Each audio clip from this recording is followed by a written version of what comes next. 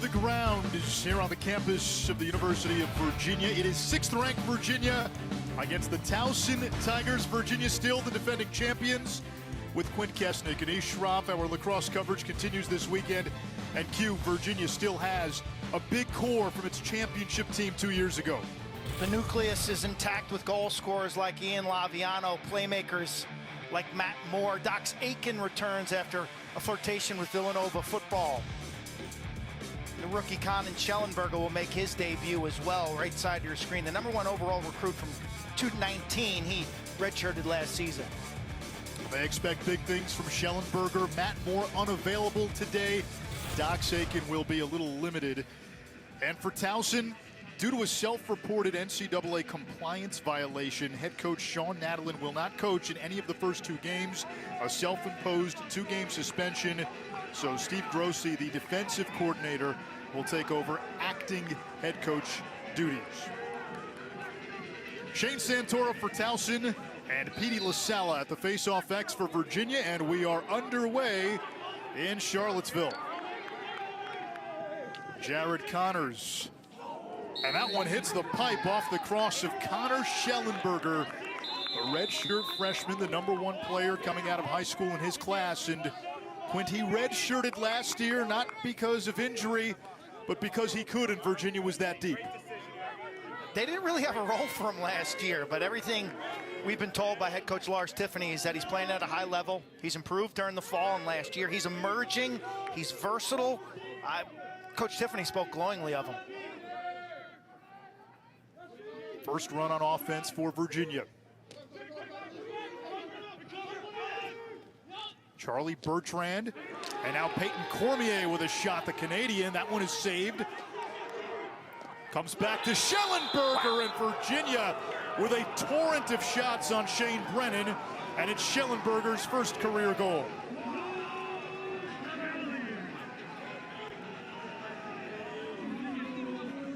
This group is going to be dangerous.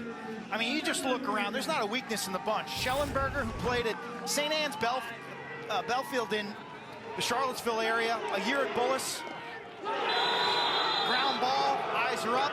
The comp or comparison I can make with his game is Ned Crotty of Duke, Anish. A lot of similar skill traits. He runs extremely well, and he's a dual threat passer shooter. New face-off rules this year. The motorcycle grip is gone. The standing neutral grip. You'll hear that term a lot. The knees can't be on the ground. You have to hold the cross like you'd be doing a bicep curl.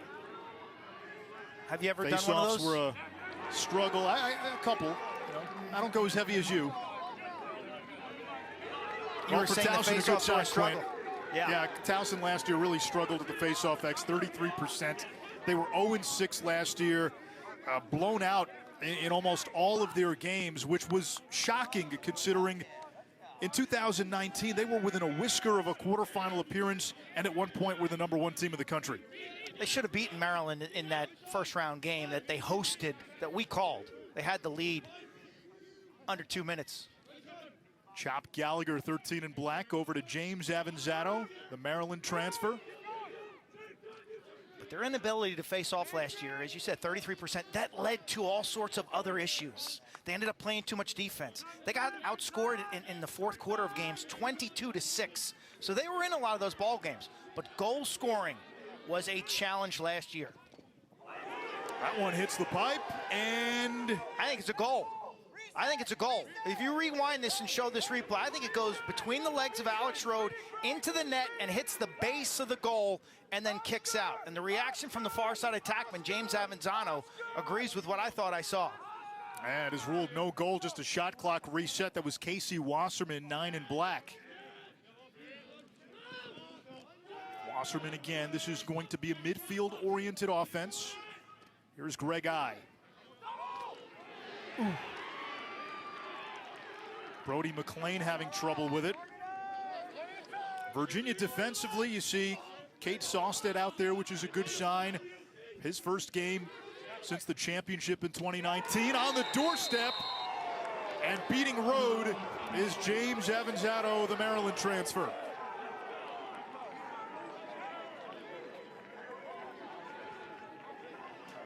Nice possession by Towson. I tell you, that's a good start.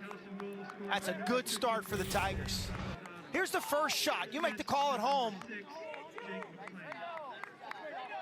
Yeah, that's a goal. That's a goal. That's a goal. That is absolutely 100% a goal that was taken off the board. The good news for Tiger fans, what a pass to the backside. I mean, what a brilliant look. I thought it was a shot at first. I'm like, wow, that's way off the mark. And there's Avanzano for the one touch. Good-looking possession for Towson. What's the expression, ball don't lie?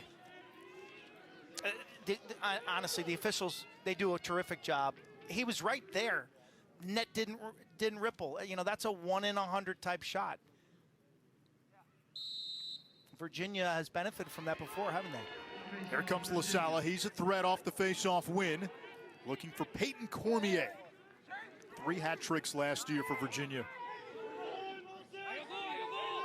One of the things Lars Tiffany likes with this team, positional versatility. Schellenberger, Cormier, Bertrand, even Ian Laviano may play some midfield this season. Guys who may not have defined roles, but he feels that is to his advantage. Going to present major matchup issues for teams. Jack Simmons skips it to Dox Aiken, who spent last semester at Villanova hoping to play football. The Wildcats didn't have a season. Back with Virginia, got a waiver to play. Simmons, step down and wide. Backed up by Virginia.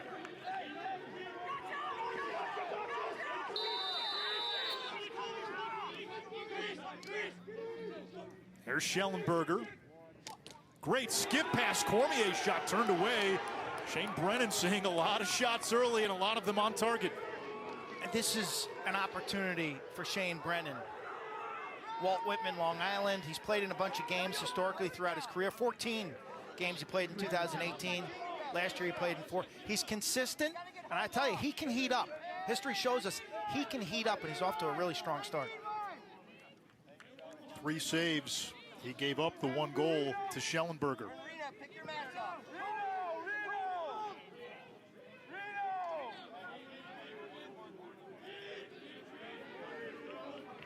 Ryan Swain down the alley. Plays it back to Brody McLean. Chop Gallagher, the freshman from Portland, 6'3". Here's Andrew Beecham, part of that second midfield. Beecham, Swain, and Austin Stewart. Who can win their matchup? Shot clock now under 20. Who can gain an advantage and draw a double team?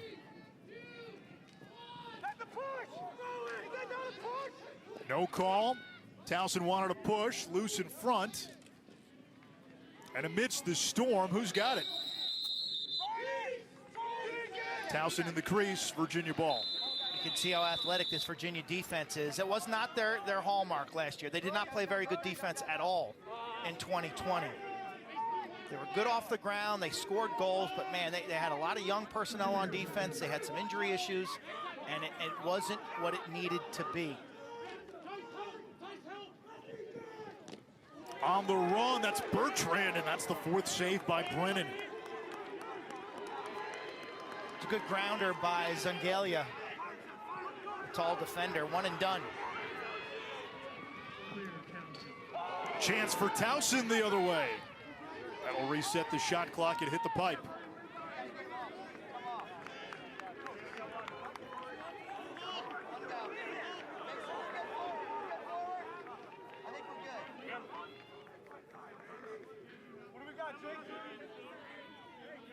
Towson last year slumped to an 0-6 record. Sean Nadelin really was at a loss for words when we asked him why. He said sometimes leadership, lack of confidence. Getting strong play and goal early. Greg I now. Over to Wasserman. Wasserman plays it back. Oh, another pipe. Another pipe. Scooped up by Jake McLean. He'll play both ways. And these are body punches now, making Virginia play defense. Extended possession.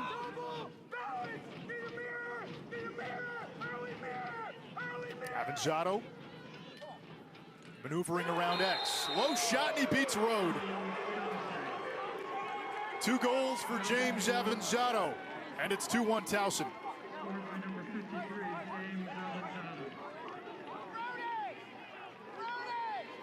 Sachem North out of Suffolk County, spent some time at Maryland. He was an Under Armour All-American. A move at X. He likes his matchup against the short stick, and quite frankly, Soliday's in good position there. His stick's not upfield, but he's a shorty. He needs help there on the corner, Anish. If you're Virginia, I think you've got to, when you have an attackman going against one of your midfield defenders, that's probably demands a quicker double team. You're recognizing matchups, recognizing strength versus weakness, or vice versa. So important for defense. For Towson, Quint, a good early sign, able to generate some offense. That was a real struggle. This team only averaged 7 goals a game last year. Here's LaSala. Shovels it back. Cormier! Off the feed from the Fogo.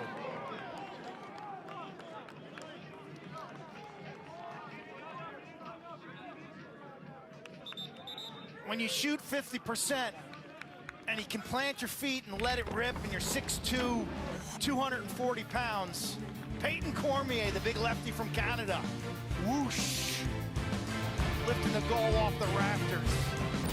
With Quint Kesnick and Ish Shroff, and Quint, Towson is led by one of the most dynamic defenders in all of college lacrosse. He's named for Kobe Bryant. His name is Kobe Smith. He's like a corner who's a shutdown cover, but when he gets an interception, he's a threat to take it back for a pick 6 because this guy can score in transition. He's a playmaker in the open field. I think he's a little more naturally a long stick defensive midfielder that they play at close D, but man, his footwork, his aggressiveness on the ball, and his playmaking ability going from D to O makes him a must-see. 2-time All-American, preseason Defensive Player of the Year in the Colonial. Jack Peel off the wing, couldn't scoop it clean, but Kate Sawstead has it for Virginia. Sawstead, a redshirt sophomore out of the Dallas area, did not play last year, was injured after being one of the standouts in the championship game. He took away Jackson Morrill of Yale when Virginia won it all. Well, he was a freshman, correct?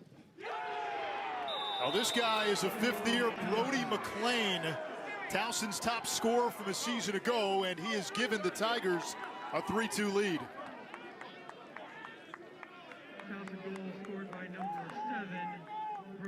Towson wins the restart. Ball goes out of bounds on the sideline. There's a change of possession. Virginia's on a substitution. They're not set defensively. They don't have their matchups. Towson gets the ball. They show the ref they're ready. Boom, quick whistle. They've got a numbers game. This guy can score. This guy can do a little bit of everything. Brody McLean from Ontario via Stony Brook. Had some injury issues a year ago during the fall. He reminds me of Colin Doyle for any of the old school Toronto Rock fans. Big Colin Doyle was an outstanding goal scorer up in Canada. Brody wants to be a firefighter or a lacrosse coach when he's done on the field. And apparently likes long beach walks. That was a staple of every pre-internet dating profile. You know, I tell you, when you're dealing with John Stark, the mustache man, the SID at Towson, I'm not sure what to believe in terms of these player profiles, okay? I think there's some data in there, Anish, they're trying to pull our strings a little. They know what causes you and I to take the bait. Second midfield back on there for Towson. Early returns on this Towson offense have been promising, Quint. 6 shots, 3 pipes, 3 goals. A team that has historically had such a strong sense of identity, playing to their strengths, staying disciplined the whole game. Beecham. Back to Stewart, who transferred in from Denver. Down the alley, another shot, another score. Ryan Swain, the junior. That's just his 2nd career goal. Towson doubling up Virginia early.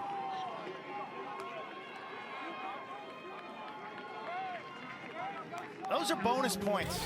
When your second midfield comes on and gets a quality shot and a goal, that's big. I mean, that is big. Near side bouncer. Rhodes just gives him the near side. Like a hockey goalie, you got to seal that off with your body. She's swaying down that kind of that alley towards the post. It's a little bit of a weird angle, but a good. I mean, this is more than a good start for Towson. This is awesome. They averaged, again, 7 goals a game last year, already at 4. 6.5 minutes to go in this first quarter. And another face-off one. Santora to the wing, another quick shot. That one high. That one hit the post, Lars too. Tiffany was telling us. Yeah, Lars Tiffany was telling us that his concern coming out of Virginia's last scrimmage was that the team was a little soft, not physical enough, and a lot of that was the way they practiced leading up into the season. And so there was an emphasis on more physical practices leading up to this game. More banging, more grinding this week. But he compared it to Navy football. If you remember that opening game that Navy, when they hosted BYU, and how the midshipmen struggled to tackle, they struggled to block, and he felt that his lacrosse team showed those traits in their first scrimmage last week against Lynchburg. Like, he had been protecting his guys from contact because of COVID and realized that they were losing ground balls and losing a lot of the physical confrontations. So he ramped things up this week.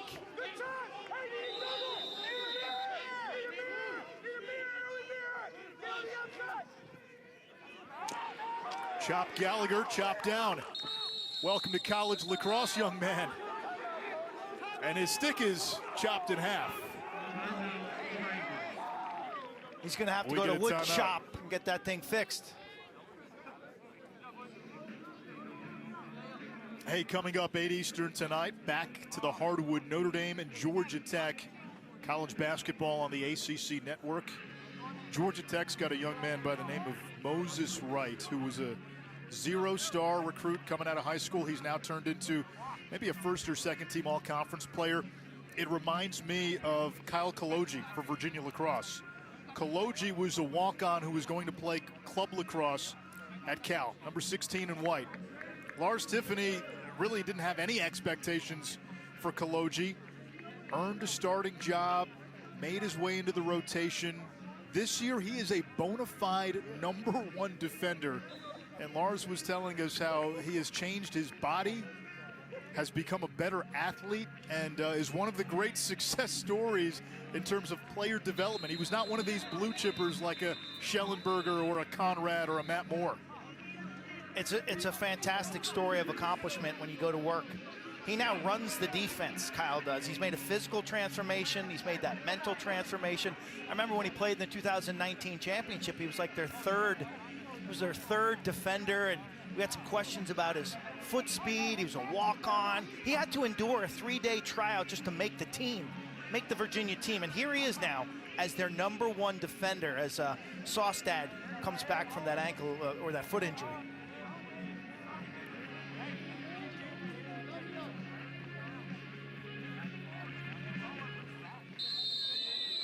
Avanzato's got a couple of goals for Towson early. And now Greg I. Little zone defense from Virginia. On the ropes, giving up 9 shots. Change it up, 3-3 zone. Wing shot high. What's Towson's MO against the zone? I don't. This is their first game, so there's a lot of unknowns here. McLean 7 is a nice shooter from the lefty wing. I think Avanzano would be their guy from the righty wing. With the shot clock winding down, they had to shoot it. So that was good strategy from Lars Tiffany. Told us he wants to be disruptive, both defensively and in transition this year. John Fox, one of the captains, 34 in white. A staple on that rope unit. What Charlie Bertrand, 41. Two-time Division II Player of the Year at Merrimack. Virginia didn't go all in on the transfer market like some of these other schools, but Bertrand was the big one they reeled in. Here he is right now. Bertrand stepped down and wide. Lanky lefty, played mostly attack. He's 6'3". Still finding his groove. But you talk about production, he had over 200 goals. Xander Dixon, inside roll, had a good look, just maybe no angle. And who wins the race? It's going to stay with Virginia. Schellenberger got there just before his defender, Kobe Smith.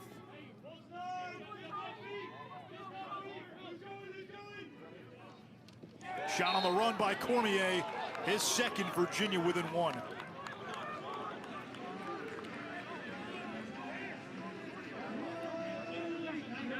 It's a freight train alert.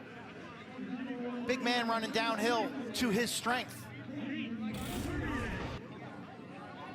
I mean, this guy's going lefty as much as he can, and he gets to the middle of the field. The shot placement perfect over the offside high corner of Brennan.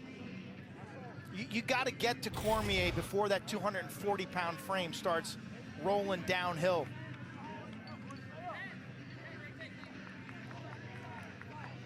The Canadian missed all of 2019 with a torn ACL.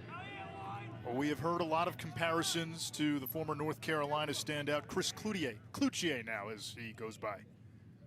The artist formerly known as Cloutier. That's right.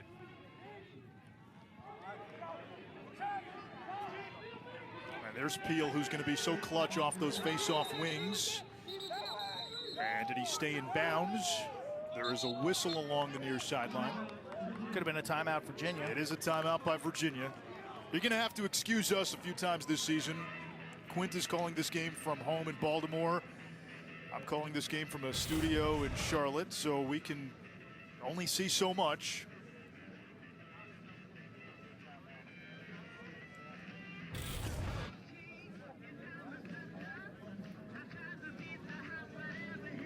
We remind you we've got a great women's basketball matchup tomorrow afternoon, 2 Eastern. Number 3 NC State against UNC. The Wolfpack coming off a huge win Monday night against number 1 and previously undefeated Louisville. That is tomorrow, 2 Eastern on the ACC Network. We're just getting started, Quint. You and I had the Denver-Duke game yesterday. Duke down 6-1. Sowers, O'Neal, the production early, and then Duke unleashed that incredible depth with an 8-1 close to win by 2. How about this, Anish? Yesterday was Duke, tomorrow is North Carolina, today is Virginia. Now, but I thought Duke showed a lot of, Brennan O'Neal and Michael Sowers took the headlines today. But for me, watching that game, Duke won that with depth of scoring in the second half. They had all sorts of guys chip in. A defense that was horrible in the first half, and they made some adjustments. And then Turner Upgren. A defensive unit that held Denver to 2 goals in the second half, which was outstanding. I thought, Carpenter looked good. I thought the supporting cast, Cam Bador, key goal, Owen Caputo, key goal, Nakai Montgomery showed up at crunch time. Like, there's a lot there, and they're just scratching the surface as a team. For people to hold the super team standard for a game played in the first week in February is ridiculous, okay? You're just looking at the little seedling. You got to let these things grow and be patient. February lacrosse at the end of the day. Remember where Virginia was at the beginning of 2019? Didn't look good at times. Simmons' shot was bothered, there to back up Schellenberger. Teams evolve, they get better.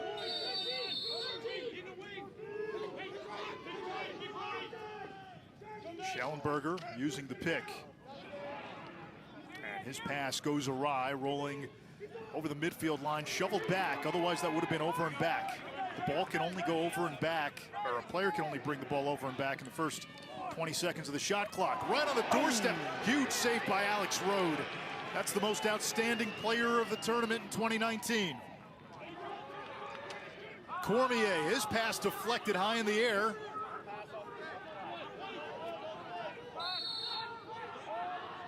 I love it. Up and down lacrosse. It was tipped. That ball was tipped. It's going to be Virginia ball. That's the right call. It was tipped by a Towson player, so Virginia ball. Great save by Alex Rode. Towson looks like they're sitting in a really soft man-to-man right here. Could be a zone. It is a zone.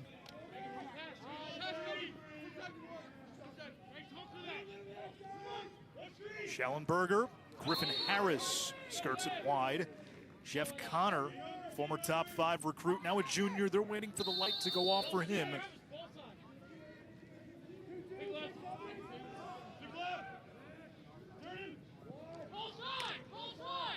Connor against Hund, the sophomore.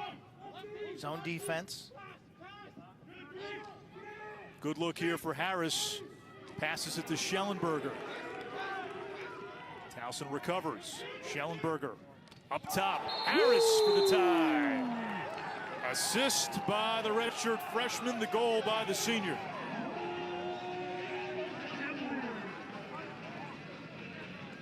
Step into a seam, draw the attention of the defense, maybe draw 2 defenders, kick it to your teammate right here who steps into the lane. Man, that's a thing of beauty, a left-handed rip. He just torches the corner. Griffin Harris, the senior from Massachusetts. I got him for that. It's just his 3rd career goal, Anish. Yeah, only that's a 3. good-looking shot. There's going to be opportunities for some of Virginia's depth pieces today. Doc Aiken, who went to Villanova to play football in the fall, and Nova didn't have football, came back to Virginia for his 5th year with the Hoos. He rolled an ankle early in practice. He's not back. He's not back in lacrosse shape all the way. Matt Moore, who 2 years ago authored the only 40-40 season in Virginia history, unavailable today. So some of these other guys will get a little more extended run. That exists at every level of the sport, okay? If you're a high school player or even a youth league player, you may start the season on 2nd or 3rd midfield. You may start the season as a backup attackman. But, you know, with COVID, with injuries, with the way the season goes, just see it out. Approach practice with a fresh and aggressive mentality every day, and you will get opportunities. And when you do, make them count. And what have we learned from college football and college basketball already? Next man up. And then the next man up after the next man's got to be ready to step up. Schellenberger against Kobe Smith. Great matchup there. Future All-American against a 2-time All-American. Virginia's got Connors out on defense with the long pole. They practice like that. That's not, let's go 5-on-5 and as a show you. Connors is a threat. There's Garno. He's got great speed. Played his way onto the first midfield last year. Smith again on Schellenberger. Garno's got the short stick matchup. Garno, nice dodge. And Towson with the backup. It's the 6'7" Colossus, Garrett Sangalia. What's his wingspan with that 6-foot defensive pole? That of a wandering albatross. Trouble. There you go. First yard sale of the season. Weyer. Cormier, the bouncer, saved by Brennan. Weyer, the long pole. Hello, almost. Laviano scores, but a whistle was blown. It's getting frantic here in the final moments of quarter number 1.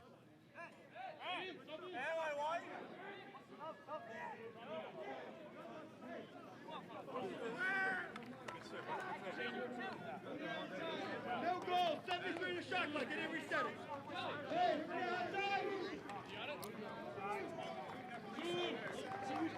So no goal, the shot clock will reset. That was the call. Towson's clear broke down at the midfield line, and now you're in trouble. Great grounder by Weyer, and they've got the numbers game. Brennan, once again, he's been spectacular, and then Weyer off the 360 sends it skyward. That's Virginia lacrosse. That's the disruptive ride. That is why they won the national championship in 2019. Their ability to create goal-scoring chances off their ride or their forecheck. Last year, teams cleared at only 74% against Virginia, and clearing was a struggle for Towson, which was only at 84% last year. Dixon over to Garno. 10 seconds. There's Bertrand. His pass is knocked down on the ground. Schellenberger has it. Final ticks. And quarter number 1 comes to an end. Avanzato a couple for Towson to get the scoring started for the Tigers. Peyton Cormier, the big Canadian. He had 2 in the opening stanza. And Griffin Harris' 3rd career goal to tie things at 4.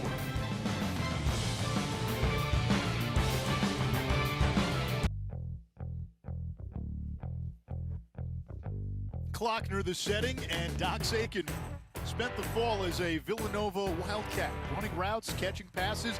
Unfortunately, because the FCS didn't play a full season in the fall, Dox didn't get a chance to play collegiate football, so FCS teams, many of them playing in the spring, Dox decided to come back to Virginia. I can't remember a situation like this. A guy transfers out for a semester to play another sport, transfers back to his old school to play an old sport, but these are certainly different times. Dox Aiken back in the fold for Virginia. A little bit of an ankle injury early in camp. Lars Tiffany said the last few days Dox was looking like the old Dox, and the old Dox is the highest scoring midfielder in the history of this proud program. He'll be limited at first. You know, different movements for football wide receiver and a midfielder in lacrosse. But I think in the long term, by the end of the year, that experience will be tremendously beneficial. Got his mind off the game. I got to tell you, after 4 years of school, I was a little burnt out mentally. So that'll offer us a mental relief. I think some of the training techniques he saw for football, he can apply to lacrosse. It'll ultimately make him a better player, but right now he's got to kind of relearn the movements of his position. Now, there was a penalty, so Virginia's man up. That must have come down between quarters. We were not told.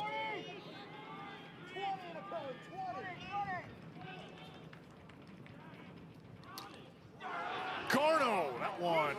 Yeah. It's the side of the net. That was a half a mom goal for you, Anish.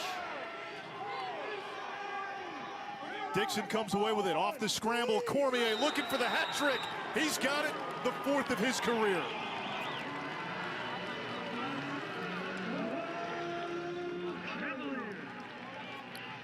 This game's had a riveting tempo.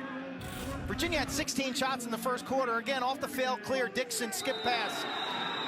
And the comparison, Xander Dixon looks good this year, but Cormier, man, the comparison you made to Chris Cloutier is right on target. A lefty shooter from distance, sidearm, the big smile, he's playing loose, he's making things happen. Got an amazing stick.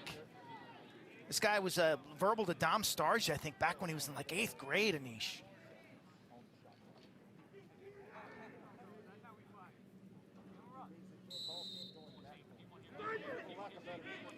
LaSala and Santora, that's been a good matchup. Wings get involved. Connors, who's a human Roomba, trying to scoop that up. Popped into the air, and it comes to Zengalia. Zengalia's played a great game. Helps to be 6-7. Here's Kobe Smith in transition, looking for Brody McLean, who couldn't catch it clean. They had Smith open. McLean lost it in the ambush. No northwest passage to escape. That's the ground ball game, though. You see all the white jerseys? McLean suddenly had 4 guys around him. Ball's on the carpet, guess who takes that one? The Cavs do, because they flow and hustle to the ball. They're not indecisive. If in doubt and that ball's on the ground, go for it. That's why they led the country last year in ground balls. 4 years in a row they've done it. And that has been a staple of the program long before Lars Tiffany took over. That was a hallmark of Dom Starge's teams, too. Doyle Smith, their longtime SID, the king of lacrosse stats. Made it, I think, unequivocally clear to Coach Starja. Ground balls win games. Bertrand to the right hand. Charlie Bertrand's first goal as a Cavalier. And that is 4 unanswered for UVA.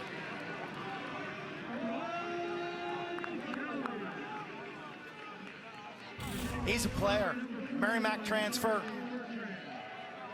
Baldwinsville, New York. That's northwest of Cuse. Yep. His answer, the question mark. First goal is a Cav. Still finding his groove. Division II Player of the Year. The rich get richer. He graduated Merrimack with a degree in mechanical engineering and pursuing a master's in commerce at Virginia. It's a good deal. It's a good deal. These kids who get this 5th year, I'm extremely jealous. To continue to play the sport they love and to better themselves professionally, off the charts opportunity. Congratulations to all across the country who are doing that. Gavin Ty, the new face-off man for Virginia, and he has gone on the protein diet in the offseason, went from 190 to 225. Our friend Greg Gorenlian was tweeting about him earlier today, said that's a guy to watch out for today. Predicting face-off excellence this year is going to be really difficult because of the rules changes. You had a lot of guys who spent a lifetime working on that motorcycle grip, and suddenly the strategy is not there for them. You got to retrofit.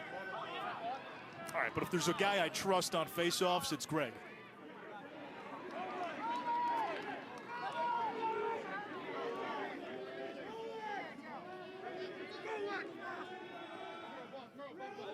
Chop Gallagher got the nickname as a kid. 10.5 pounds at birth. Family called him Chanchito, Spanish for baby pork chop, shortened to Chop. And for Calder Stark Gallagher, the nickname stuck. Portland, Oregon. An emerging or official hot. We got to give them the official hotbed territory now, Oregon. I'll tell you what, they've produced some high-end talent. Peter Baum, the Tewaaraton winner, Tucker Dordevic, John Duffy at Loyola. Gallagher back to Jake McLean. No relation to Brody. McLean gets the step down. Saved by Rode, new shot clock. And Avanzado's got the backup, but we have a whistle in the crease. How do you get there? That's where you turn and, how do you get there? Well, he got pushed in, obviously. They didn't see it that way. Rode with his first super quality save. A little bit of a flopper Alex Rode can be at times. Virginia's goalie. MVP of the 2019 National Championship game. As I've learned from hanging around with you, goalies are characters. Alex Rode is on another level.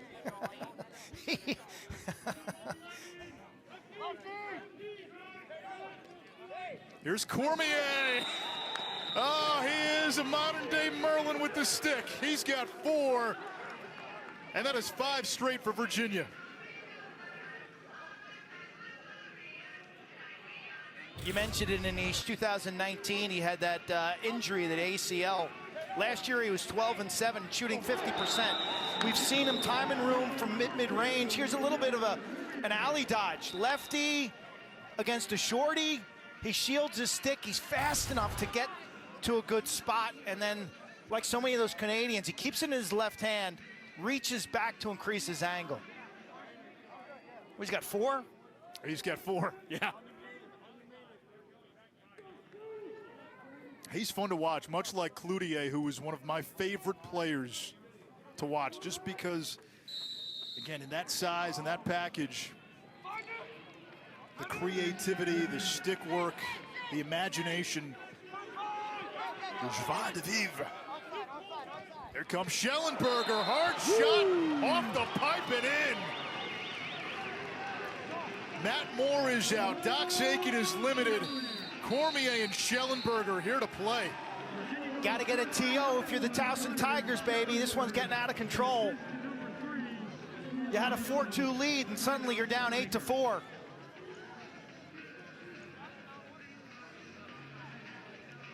Winning face-offs, scoring now. Whether it's Cormier or Schellenberger. Sounds like the young guns today, Anish.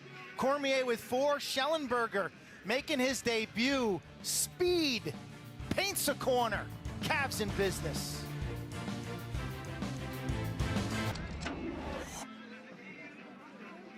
Virginia last year, 4-2 losses to Princeton and Brown.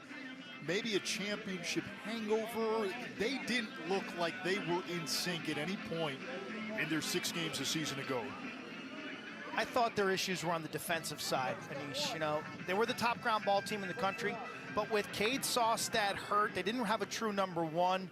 You know, Matsui and Bauer were both first-year guys starting at close defense. They were working some new shorties into the mix, you know, after losing a guy like Dave Smith, Corey Harris, and the great Matt Jama. So Fox was really their only known commodity there.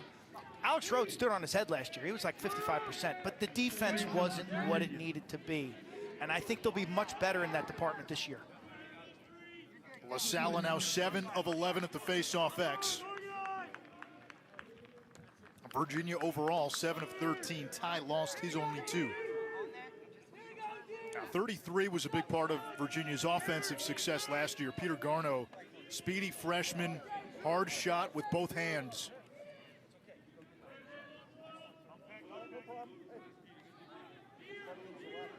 Schellenberger against Kobe Smith, the All-American. Little screen game there by Cormier. Cormier calling for it. Cormier, left hand free. 5 for the big Canadian.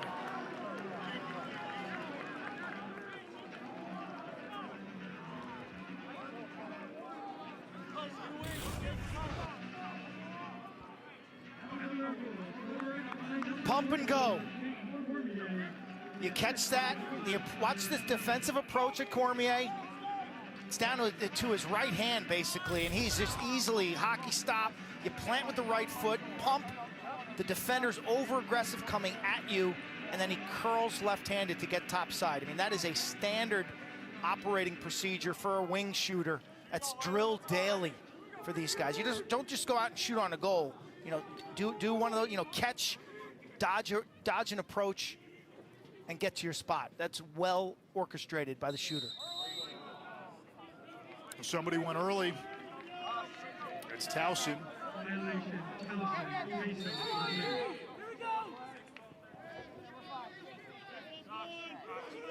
I go back to yesterday. We saw Duke out of rhythm, out of sorts in that first half. Even Virginia early on when Towson was winning, offensively, Virginia was getting some really good shots. Shane Brennan was just making those saves.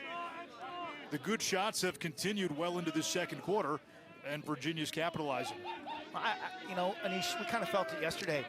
Duke's got a lot of talent, but they're not anywhere near where they're going to be in terms of chemistry, in terms of role definition. I think this team is going to be further along in that department. I think the team you'll see tomorrow, 11 a.m. on ESPNU, the North Carolina Tar Heels against Denver, I think they're going to be furthest along early in the year. That was a pipe by Virginia. Kobe Smith. He's got 10 career goals, and there for the backup, Avanzato.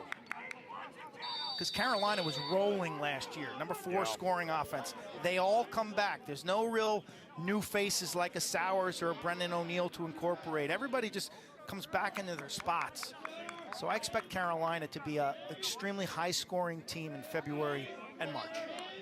I see the same with Syracuse. They bring back so many of those seniors that were part of what was the #1 team before things were shut down. Trimboli is back, Dordovic is back, Curry is back. In my estimation, they've got the best goalie in the country in Drake Porter. They got Peter Dirth as well. In my eye, you know, top 3 shorty. I think Ryan Terefenko of Ohio State. I think the guy we saw yesterday, Danny Logan of Denver. And then Dirth, my top 3. Those guys can play for me any day of the week. And we're seeing Ian Laviano now in the midfield. Trying the old hidden ball trick. Laviano's got Three's got it. Three's got it. Three's got it. Three's got the ball. Three's got the ball. Laviano hesitated. They got 7 guys on offense, Virginia does. Count the white jerseys. That's offside. Still up 7. There's the ride game. Schellenberger aggressive on the ride. And Towson will bring it down to the other end. The Valkyrian ride for Virginia, such a weapon. Lars Tiffany telling us, creating chaos in a year where nothing's going to be unpredictable. Nothing's going to be predictable. That's what he wants his team to do. Create chaos. There's tremendous value to having a scheme that's an outlier, especially in a year like this. Austin Stewart. Here comes Swain. He's got a goal today. 7 straight goals by Virginia. Now Milani. And that one rattles in. Andrew Milani, the redshirt freshman, just his 2nd career goal. And it finally stems the Virginia Tide.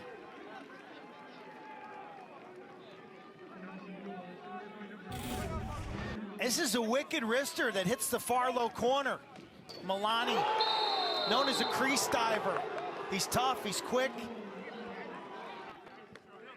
Almost blindly, just shoots that off Saustad's hip. And watch the shot location. I mean, that's perfect. It actually hits the far post and ricochets in.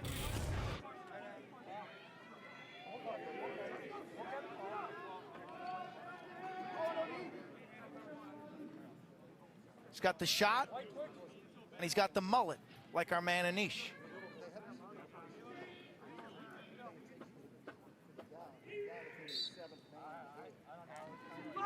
What's the over-under on hair jokes this year? Over? I would say 1.5 per game would be the Vegas line. Bertrand streaking toward the cage. He was looking to feed the crease, and Weyer the long pole.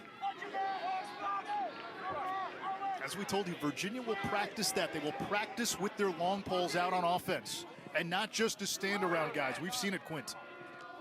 Look at Schellenberger digging in on this ride.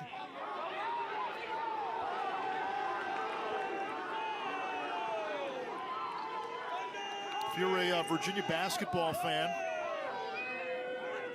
halftime of that game against Pitt today, tuning into a little lacrosse. After Towson jumped ahead 4-2 early, Virginia scored 7 in a row, and then Milani got Towson to within 9-5. 5 goals for Cormier. Schellenberger's had a big game in his debut as a Cavalier.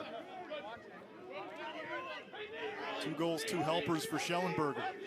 The pace and tempo of this game has been really fun. I mean, this has been action. Doesn't Towson have to slow it down? They can't go goal for goal with Virginia. No, but their offense looks like it's got more punch this year than it did a year ago. Wasserman, flag coming against Virginia. Good defense by Peel. And Towson will go man up. Last year, just 3 of 8 on the man up. Only 8 man up opportunities in 6 games.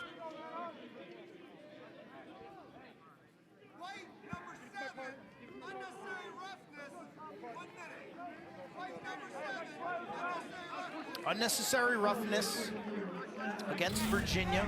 On the clear, ball's released. Think of it like a quarterback in football. You know, the ball is released, you get 1 step. Anything more, especially if it's high and you're going to serve a minute. Chris Merle in the box.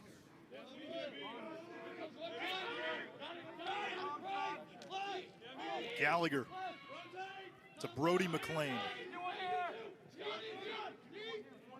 Avanzato gets it back from Milani. Avanzato's got 2 goals today. He began his career at Maryland. He's calling for it. They didn't see him. Avanzato calling for it again. Gallagher skips it back up top. Avanzato can't hang on to it. Loose on the ground. Shoveled ahead and scooped up by Virginia. Cavaliers give it right back.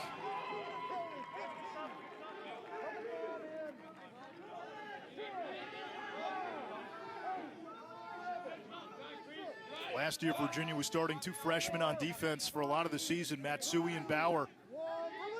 They really like the strides that Matsui, 22, has taken.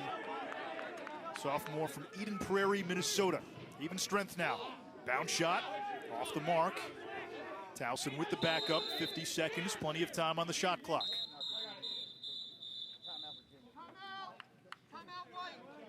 Timeout, Lars Tiffany.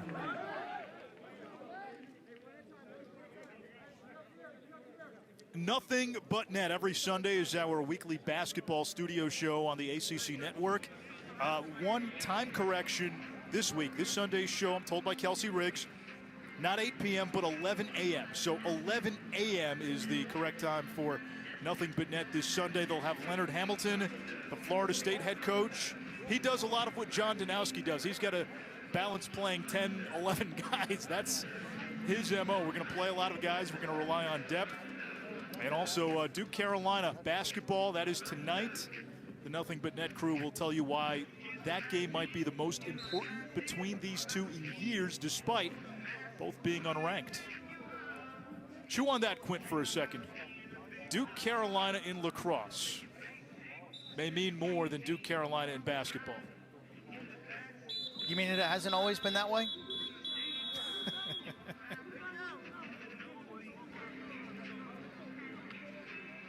That's going to be a fun one this year. Every ACC game is going to be this heavyweight bout. Whether Coach K is a Virginia, supporter. Syracuse. Yeah. Well, this ACC this year is loaded. I mean, loaded like I've never seen. I mean, when you're Notre Dame and you're preseason, what, 4 or 5 in the conference, and man, every game should be high scoring, meaningful. I think all the teams have dreams of heading to East Hartford. What does it say that Duke is the consensus #1 to begin the season, and yet Syracuse was the pick to win the ACC?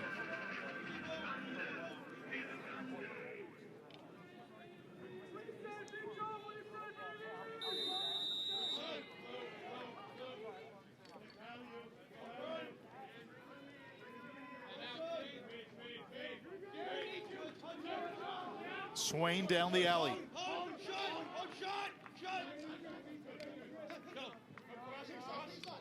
Cat and mouse game with Milani. Rode out of the cage, greets him. No, that's not Rode, excuse me. That is Matsui. Matsui. Under Armour All-American. Beecham against Fox. You hear their talk. They call him Q. There's Matsui again, all over Avanzato. And Nice intercepted defense. by Rode. Good timeout by Coach Tiffany. He's able to get his guys a little breath of fresh air coming off that penalty kill. They're organized. They get their top unit out there with Fox and Peel, and then they dig in and play really good defense. That was an impressive defensive possession by the Cavs.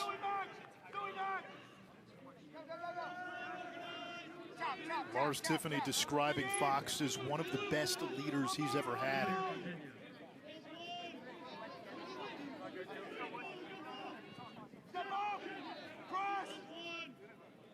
Zone from Towson on defense. Virginia operating against the 3-3 zone. Schellenberger behind the goal. Bertrand left-handed inside roll. And he scores. Charlie Bertrand with his second. The transfer from Merrimack. Virginia has their 9th goal. Check that 10th goal. Charlie Bertrand has fit in right away. Lanky lefty, just a simple inside roll. He's able to use his length and his range to create a shooting angle. Watch when he turns here against the shorty. Right here, watch him use his stick. Brennan kind of drops the head of his stick, and you can see Shane's a little upset at himself. If in doubt, as a goaltender in those type of scenarios, stay high. If in doubt, about 80% of the time, the shot's going to be coming high. So stay big. You can take that one off the face or the stick. You know, don't guess low from in tight.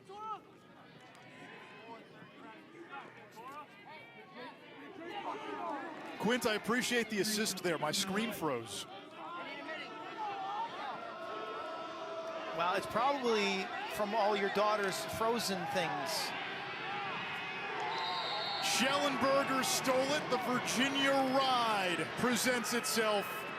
And the Cavaliers piling on a hat trick for Schellenberger. Towson's clearing game is suddenly suspect. Crossfield pass, and Virginia's pressing down. And they bring the double, and they rotate downfield. What you've got to do there is Schellenberger picks that off for the easy goal. Look at Laviano, man. He just loves to ride. He gets the check. He'll get no credit for this. But Laviano, he's the catalyst of this goal. But Anish, if you're clearing against this Virginia pressure, you have to stay relative. You can't run off the field. You can't run upfield. You have to stay relative down 15, 20 yards away from the ball to give the ball carrier more outlets. But that's a great example of the way Virginia presses down. They'll send 3 against your 3, and sometimes they'll even double team you. It's a full court press. Cormier and Schellenberger today, 8 goals, 12 shots. And Petey LaSala had the face-off one, then lost it. Santora's got it.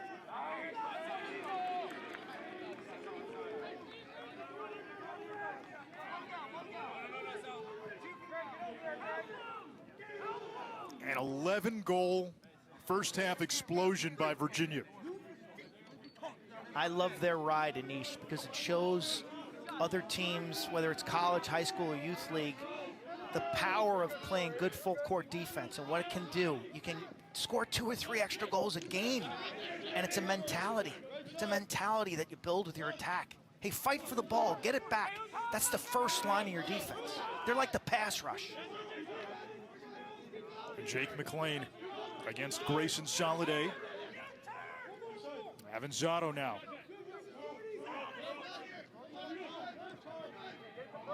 Kaloji matched up on Carson Gager.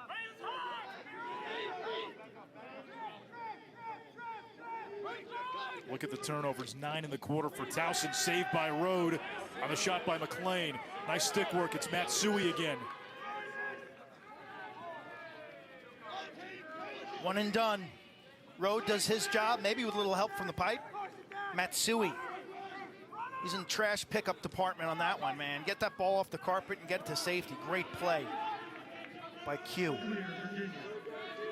Matt Moore, Virginia's best player, unavailable today. Doc Sakin, the highest scoring midfielder in school history, hasn't gotten a whole lot of run without a point. Schellenberger and Cormier, the next wave. And it is a tsunami today. That one's saved. Shot by Laviano. Zungalia's got a zillion ground balls defensively for Towson, 35. A chance here for Towson. Here's Kobe Smith. Oh, one more pass, and it goes awry, and that's a turnover with 2.7 seconds. That was the best scoring chance Towson had in a while.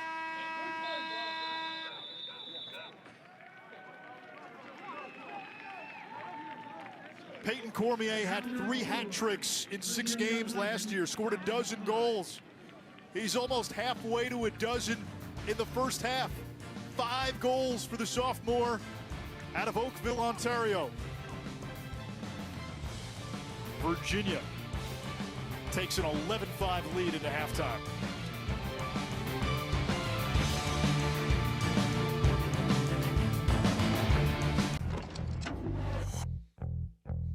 Number 6, Virginia, still the defending champions with an 11-5 halftime lead on the Towson Tigers with Quint Kesnick and Anish Shroff. ACC Lacrosse is going to be one gauntlet after another. All 5 teams championship weekend aspirations. All 5 teams championship worthy. What stuck out to you in the first half of this game? Virginia, maybe a little bit of a slow start. Towson was really efficient early, maybe in the first 10 minutes or so. But then once Virginia got accustomed to the speed of this game, their ride was nasty. Petey LaSala did a great job facing off. And then just the offensive firepower they had. I look at Connor Schellenberger, Peyton Cormier, and then the new face, Charlie Bertrand. You know, 2 of those 3 guys didn't play last year. And you add that to what we called earlier, the strong nucleus. A lot of weapons for Lars Tiffany and the Wahoos this year. Yeah, we mentioned again, Matt Moore is out. Doc Sakin, the most prolific midfielder in school history, not quite back to lacrosse speed. Ian Laviano, who led the ACC in goals a couple of years ago, only 1 shot. He has not scored. And Virginia put up an 11 spot in the first half.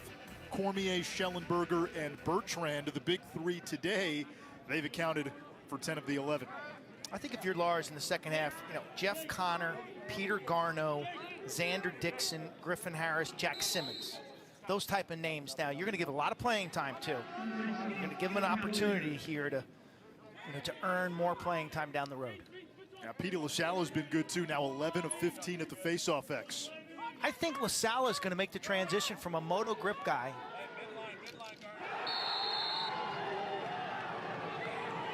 Can't call him a Fogo. No, and that's why I think he's going to make such a great transition. You know, he's typically been a pinch and pop guy, Rocky Point, New York, but he's such a great athlete. I mean, he's like a little fullback. He's got good foot speed. I think he can get in and out of the tie-ups of the draw effectively. You know, I think the moto grip, the power clampers, the dinosaur types, the rhinoceroses are going to struggle this year. It's a faster operation, Anish, and I think Petey can do that. 3 goals during championship weekend a couple of years ago, and so clutch. Remember going 6 for 6 in overtime. Undefeated in overtime, right? Yeah, I think it was fourth quarter in overtime against Duke. He was perfect. Won the last 7 faceoffs in that quarterfinal comeback against Maryland. He had a huge hand in Virginia's championship run. Lars Tiffany slept in his car when he was recruiting LaSalle. Went to go see him at an event in Philadelphia, couldn't get a hotel that was nearby, so decided to sleep in his car. Clearly worth it. First possession of the second half for Towson, and it's turnover number 14.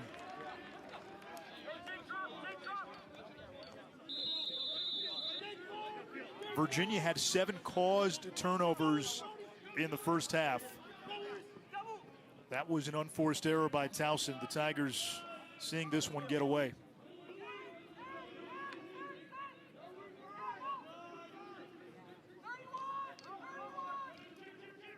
Here's Schellenberger. He's got 4 goals. What a debut for the redshirt freshman.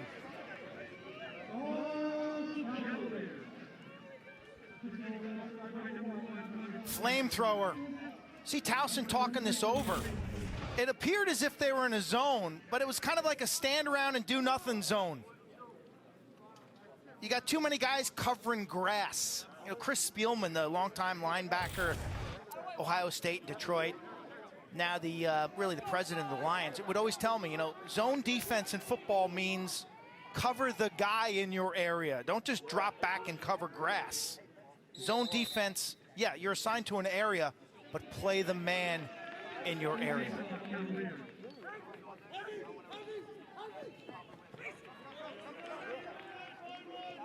Schellenberger again, he's got 4. Looking for 5.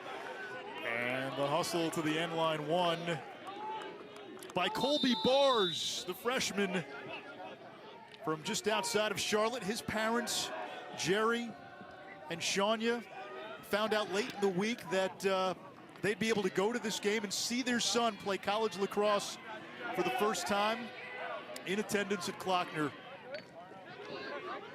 Ryan Flanagan coached him up, our colleague, and he's done a wonderful job in the Charlotte area coaching a lot of guys who've gone on to play college lacrosse with 24/7 Lacrosse, his club team. It's a booming area, without a doubt. You go back to There's the Charlotte Bars Hounds. against Schellenberger. You go back to the value a professional franchise can add to an area, because it brings guys who are just out of college and they're going to relocate there and find jobs there, and then they stay and start lacrosse clubs. And so whether it's PLL or old school MLL, you know, places like San Fran, Charlotte, you know, it drops lacrosse players to pollinate.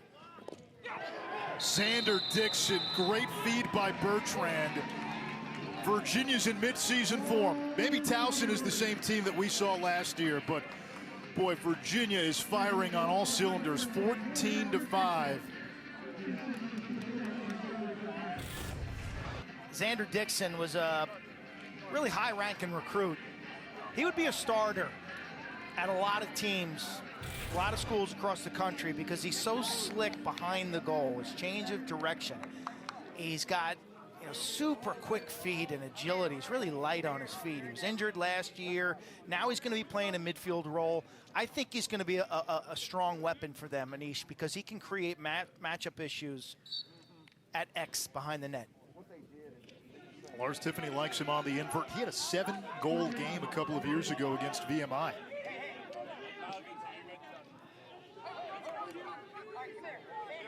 Reagan McNamara guarding Peyton Cormier, who's got a 6-point afternoon. Bertrand, 2 goals and an assist. Schellenberger, 4 and 2. Dox Aiken looking to get on the board. Aiken feeding Laviano, and that is off the shin of Brennan. That's got to sting tomorrow, huh, Q? It may, you know, it depends if it gets flesh, if it gets not all those shots. Some of them hurt, and you guess looking at it like, oh, that didn't hurt that much. And then others, it just matters Watch the ride here. What it hits. Young Colby Bars again able to get away from Schellenberger. Chop Gallagher now looking to get on the board for the first time as a Towson Tiger. Your Towson offensively, Quint, they got lucky. I shouldn't say they got lucky. They got some good offense early. Who's the guy? Who does this offense revolve around? What's the identity in the 6v6? I don't know. That was their issue last year. You know, because you go back to that 2019 season when they had Brendan Sunday, Timmy Monahan to build the O around. They had Woodall winning every draw, Alex Woodall, and generating some goals off of face-offs. And they had Zach Goodrich, who was their defensive midfielder, who generated some transition offense. So it's a rebuild.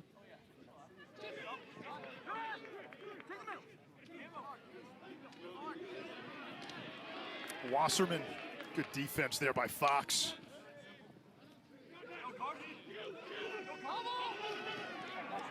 Help coming, and Virginia with another cause turnover. Got a trailer here. Sausted to Peel. On the run, pushed from behind. I didn't see a flag, did you? That's got to be a push from behind. I mean, no flag. Wow, that was push from behind with possession. Is there a one-on-one matchup Towson can win right now in the 6-on-6? In my eyes, not really. And so they need to use deception. They need to use picks. They need to use rapid ball movement to somehow create an edge, to somehow give somebody an advantageous situation, whether it's off a pick, a switch, or an approach. Gallagher banging against Matsui. Gallagher, nice move inside, goes awry, feeding the center, and Towson cans it. Avanzato off the feed from Brody McLean. A hat trick for James Avanzato. That was nice. That was nice, Anish. And, you know, started with your guy, Chop. Chop, real name is Calder Gallagher. Inside roll, draws the double team. McLean's smart, puts himself in position. He fields that shot. Watch, double team right here. McLean's right in the line, catches that and triggers it inside. So it's a little bit of a triangle offense. Chop Gallagher, McLean, Avanzano's played well. He's got 3.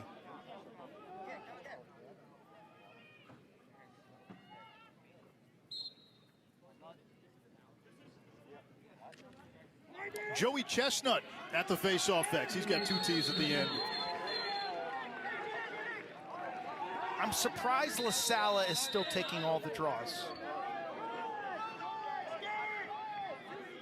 Now, Lars Tiffany told us he really likes what Gavin Ty has done in the offseason. He's bulked up. Gable Braun, a freshman from Boca Raton, Florida, is somebody who Tiffany said is made for the new face-off roles. Maybe that's why Lars still has PD out there, because he needs more game reps with officials and a live opponent to really feel what it's going to be like this year with this rules changes. Swain. Gallagher retrieves, nearly tripped up, rather Avanzato. And now it's back to Beecham, second midfield for Towson. Beecham, Swain, and Austin Stewart. Easy save by Garode. Nice outlet, too. It's an issue. I thought Alex, as a freshman, at times didn't bring his feet with him when he made outlet passes. That was good. It was good. Typically, when you throw a pass in lacrosse, if you have bad feet, it's going to be a bad pass. McNamara on Cormier. Now Bertrand. Out of the box, Garno whistles it a little too high. More passes go incomplete because of the feet. Garno again. Nice dodge, too high. He is so quick, so explosive.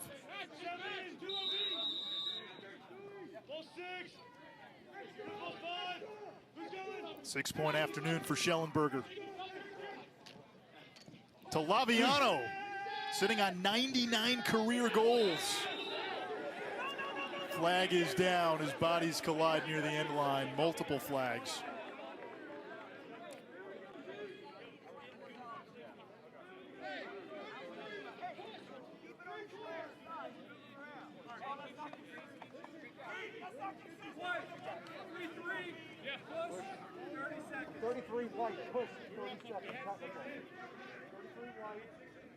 The push on Garno, so he'll head to the sideline. Towson man up.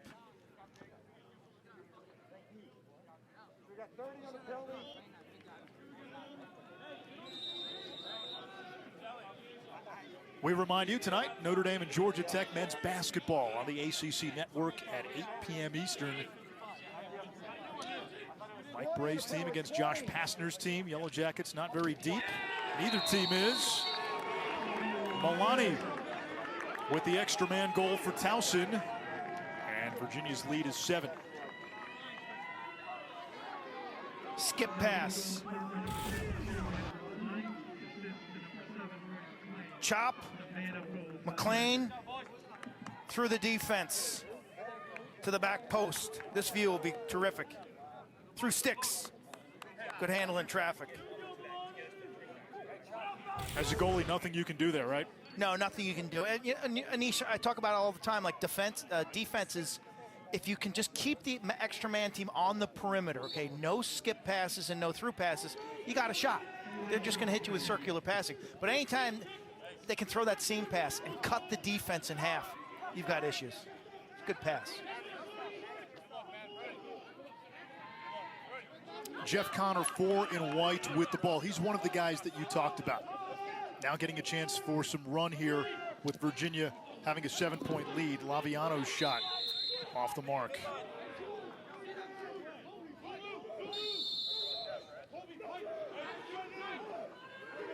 Towson sitting in their zone. So with some of these Virginia outside shooters, do you worry about playing zone? Well, no, I think at this stage in the game, this is about Towson trying to get better, trying to figure out who they are defensively and offensively. I mean, their goal is to win the CAA this year with the favorites, UMass, the Minutemen, and Greg Cannella. Yeah, they're going to mix defenses. The bottom. Sean Nadelin's going to mix defenses. He's going to play some man. He's going to play some zone.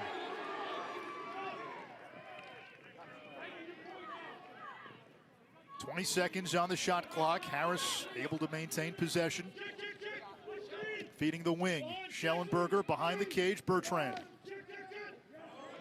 And his pass up top skips away. That's over and back. Towson ball. Quick restart. Nice D. Nice D.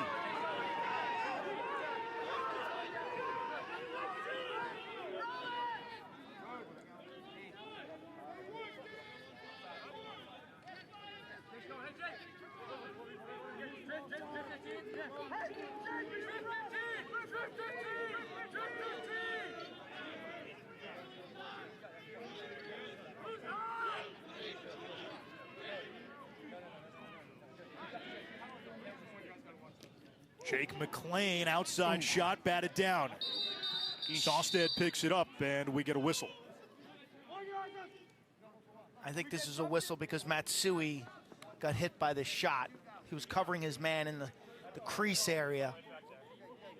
And this was a whistle for player safety. Matsui, along with Scott Bauer, were thrown into the cauldron last year when Sawstead was hurt. Ouch.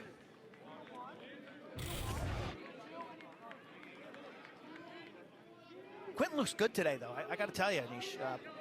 Lars told us he's been playing well. I see improvement from last year. He's always had the footwork. and he's figured it out. He's an emerging defender in the ACC, without a doubt. Big-time recruit out of high school, top 15 nationally according to Inside Lacrosse.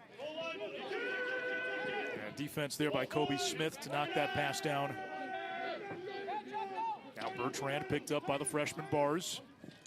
Bertrand shoots and scores. A hat trick for Charlie Bertrand in his Wahoo debut.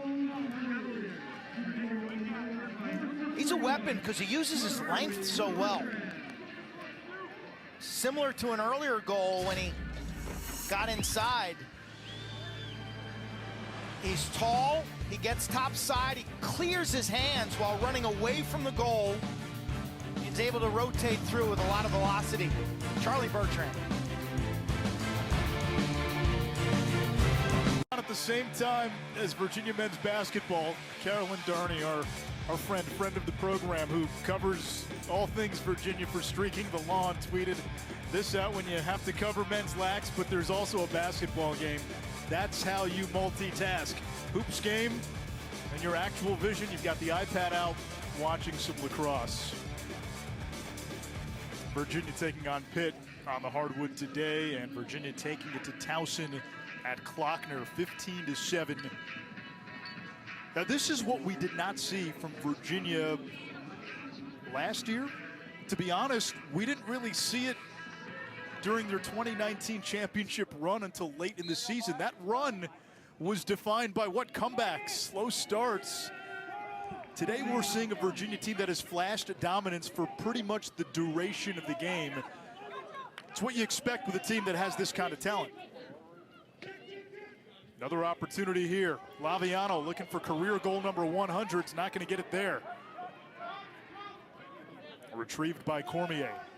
Scoring goals in the ACC this year. Just, I am beyond excited to think about the games when you have the firepower of a North Carolina, a Duke, and a Virginia.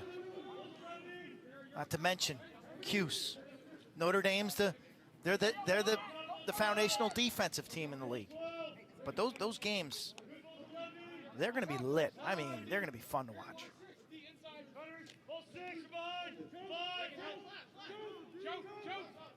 Laviano limping a little bit. Bertrand snakes around and scores. That's 4. Does he look comfortable or what? I mean, he like fits in perfectly. He's got a roll. They're putting him in nice spots. He's a lefty who can move. Talked about his length. Laviano took a shot. Laviano's a tough guy, man. He is a scrapper. I love his game. All he does is score goals and ride. He's feisty, and Bertrand is productive. And he's just another weapon, and just another, versatile skill set. When you think about being an offensive coordinator, Sean Kerwin, and just the options that he has now. The speed of a Schellenberger, the power of a Cormier, the length of a Bertrand, the athletic ability of Dox. It's a lot there, huh? First world problems. Gable Braun took that face off for Virginia. Flag against the Who's coming.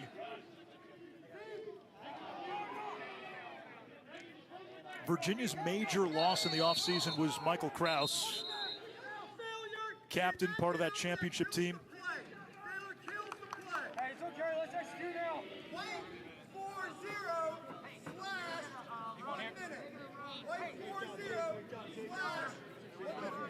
And that's the freshman Gable Braun, who Lars Tiffany said has a crash test dummy persona.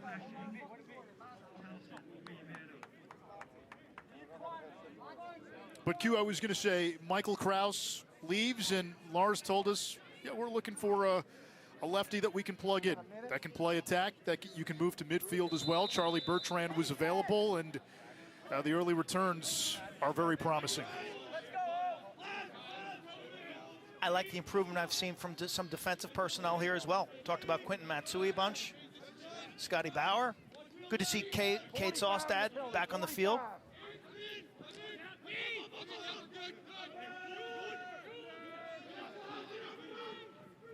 You still have Jared Connors, of course, a first-team All-American in 2019, arguably the best LSM in the game.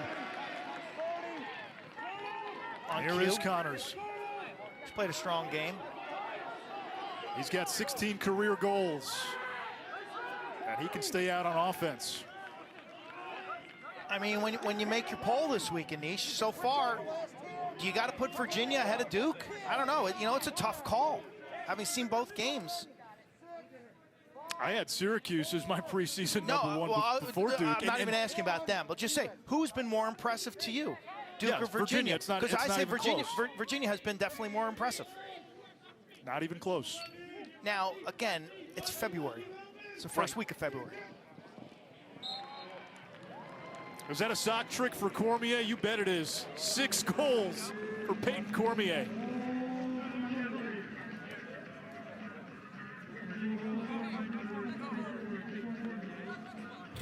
I'm just loving the body language I'm seeing from this team, too. The willingness to share the ball. Yeah, I'm a playmaker, but I'm a playmaker within the scheme. You know, we've seen very few bad shots or selfishness. We've seen the hustle on the ride. We've seen much better team defense today. I just like the celebrations I'm seeing. Remember it was Lars a couple years ago who even commented to us, he goes, I didn't like the way our guys celebrated. Remember, you know, so the coaches are, and analysts, I'm looking for stuff like that. Like, does a team come together when they score a goal? Is it all 6 guys? Is it, are they acknowledging the great play that led to the goal? And so far from Virginia, I'm seeing that today. And in these times where you're going to have limited fans, it's basically friends and family only at Klockner today. Capacity maxed out at 250 people. You got to create your own juice. Your sideline needs to be a part of the energy reserve when good things happen for you. You're not going to get that crowd, you know, to maybe sustain you the way you were used to at certain venues. You find out who loves it.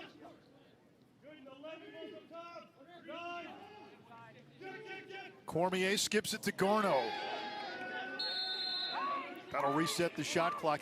Quint, in a season like this, if you're wondering, why not Duke at number 1? Duke is the most talented team in the country. I don't think anybody's disputing that. They've got more talent than anybody. But one, you can only play 10. And secondly, it's a lot of new pieces figuring out how they fit and where they fit. And in a season which you will likely see interruptions and a lack of continuity, I think there's a premium as Garneau finds the back of the net. I think there's a premium, Quint, on having played together, on the built-in chemistry that is already there. In a regular season, Duke is the they're the runaway number 1. But in a season like this, you know, teams like Syracuse, teams like Virginia, teams that have had that continuity, there is an advantage there. There's an advantage to using the earth as well here on Klockner.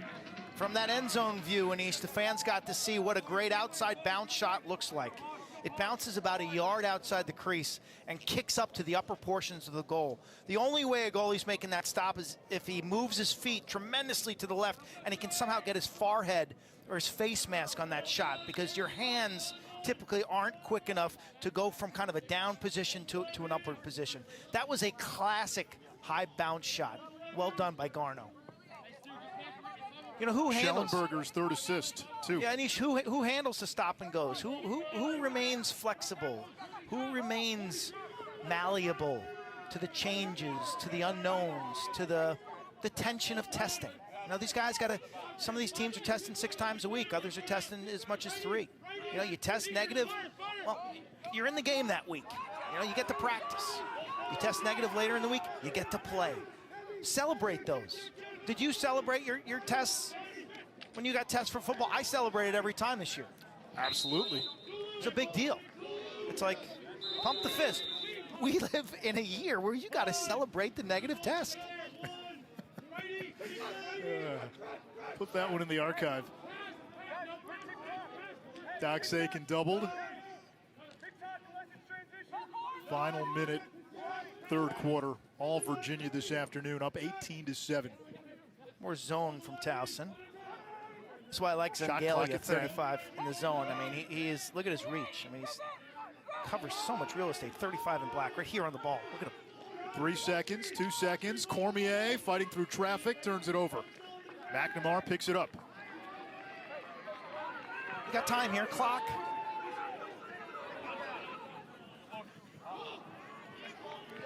Avanzato couldn't handle it. Here comes Virginia. Kean Alexo.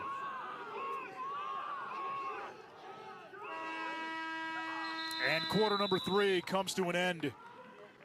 Virginia putting up a 7 spot in both the second and third quarters. You got Cormier with 6, Schellenberger with 4, Charlie Bertrand, 2-time Division II Player of the Year at Merrimack. He's got 4 goals and 2 helpers. The Cavaliers in midseason form. Tomorrow, Quint and Chris Cotter have the call for Denver and North Carolina. 11 a.m., set your alarm. That's on ESPNU. And then Matt Ward and I have Robert Morris and the #1 Duke on the ACC Network at 4 Eastern. Q, you've been studying UNC. We saw how great they looked last year. Didn't lose a game. Hadn't really had a tough game except for Denver last year. Chris Gray, 27 goals, 21 assists. If not for Michael Sowers going to Duke, I think Chris Gray would have had a lot more publicity this offseason. It's almost as if we've forgotten about how good Chris Gray was as an impact transfer last year. Look, you have this very talented North Carolina offense that, again, pieces of a puzzle that maybe didn't fit, but Chris Gray shows up, and all of a sudden he's the seams, and all the patchwork seemed to fit last year in perfect spots. I mean, look at their extra man a year ago in East. There were 17 of 22. Like, everyone has a role, whether it's Nicky Solomon, Brian Cameron, the great veteran first midfield. I mean, Justin Anderson, Perry, and Tanner Cook. Plus, you know, I think their defense and their shorties are going to be much better this year. That was a question mark. I wasn't convinced that their defense was elite last year. That hadn't really been tested. We'll find out. We find out tomorrow against the Pioneers. But Carolina, you know, the top 6 they'll roll out, and then their offensive depth, very much like Virginia's or Duke's. Virginia beginning the fourth quarter with some depth pieces. Paul Rodriguez, number 31. Reagan Quinn, number 19. Good job, Reagan. Jack Simmons spins around. There's Quinn.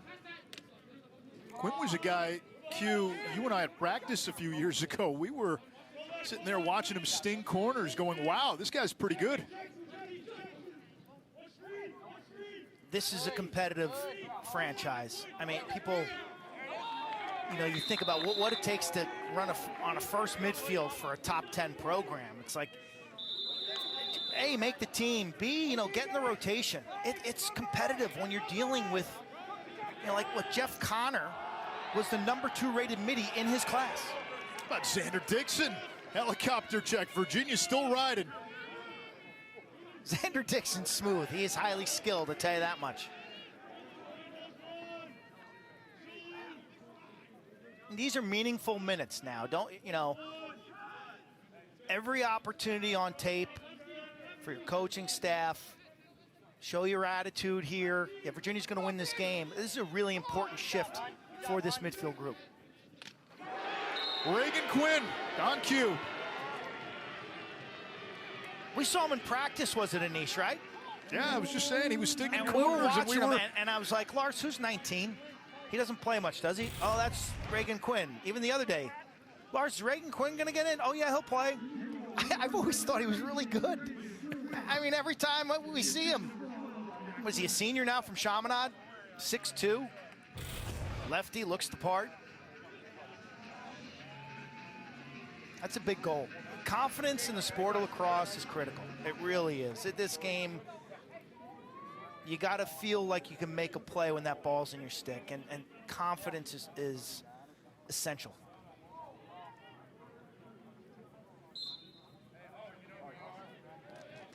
Gavin Ty in at the faceoff X against Santora.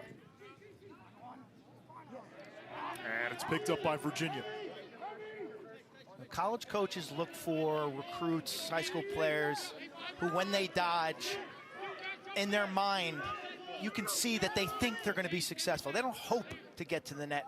They're getting to the net. When they shoot, same thing. I hope this shot beats the goalie. No. I've practiced this enough. I know if I hit this right, this shot is going to beat the goalie. So,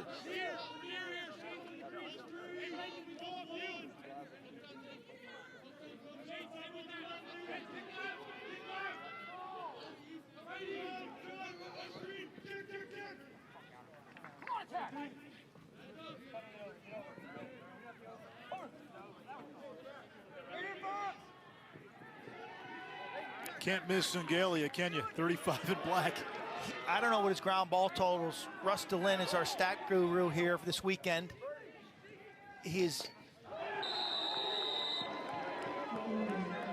I had a 9 unofficially as Towson gets one back, and Kobe Smith is limping off the field. Their All-American defenseman. Kobe could run a midfield chip for this team. I mean, he is that skilled. Sangalia's got a zillion ground balls.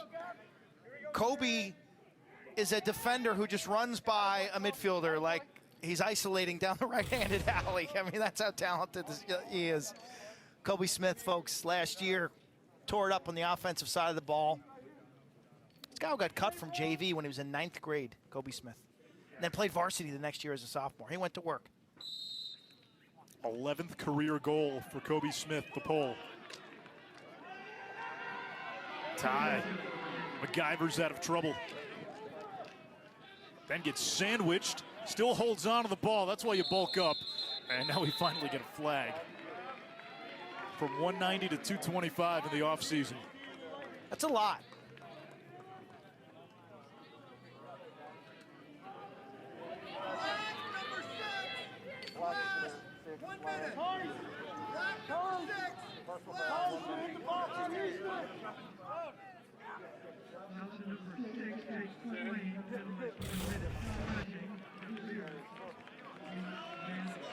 Yeah, that is Jake McLean.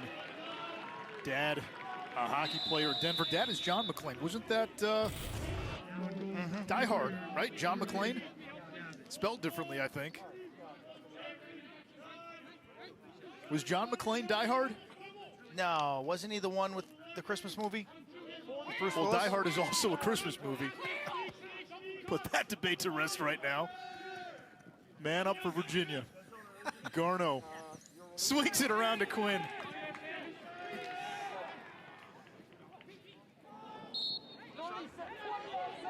We're told Kobe Smith came off the field. You saw him walk off the field after that last goal. Not back out there right now. Good stop. New 80. Shane Brennan's played well today. None of these goals are on him. He's made 10 saves, 11 now, 30 shots on goal for Virginia, Quint. 30. Here comes the pressure now. You got to circle away and think about the crossfield diagonal. The crossfield diagonal. Good, crossfield. Now, shot. And comes to Rode. You like those cheapy saves as a goalie, don't you? Absolutely. You get one of those a game, your save percentage goes up like 7.5% on the year. It always pays to have a positive relationship with the manager and the stat keeper. How aware were you of your stats during a game? Not aware. Bertrand to Quinn, trying to swim inside, lost the ball. I think when you get good, Anish, in any sport, it's like in your own world, you know, like, okay, ones I can make, ones I can't make. How many misses did I have? You know, like you got to get over it when you're playing at this level with any sport, football, basketball. Like, the other guy's really good, and you don't fight that. Like, a guy hits a corner, it's like, hey, you smile, like, nice shot, man. Like that one hit it's the like, pipe. Yeah. So you shrug that off and you move ahead.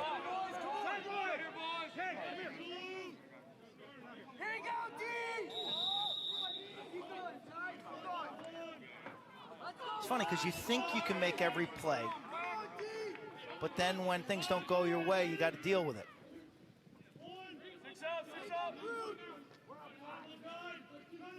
Long offensive possession. Bertrand, great feed to Dixon, but he was in the crease. Man, Bertrand, he's been terrific.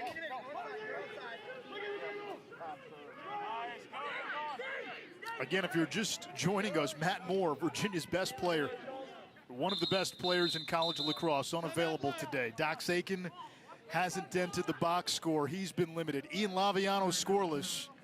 Virginia's put up 19. Towson without its head coach, Sean Nadalin, today. Self-imposed 2-game suspension to begin the season.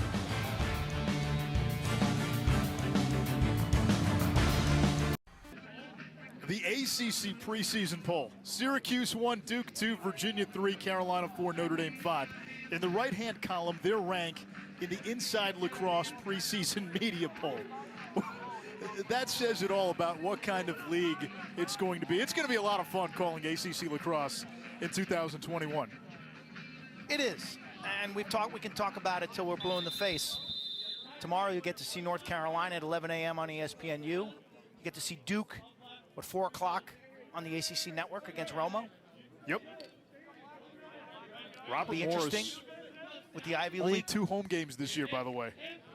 They're an independent. Playing as an independent, yeah. Yeah, not a good year to be an independent. Big Ten schedule being released late this week. Both No Penn out State of and conference. Maryland. Yeah, no out of Penn conference. State and Maryland are going to be good.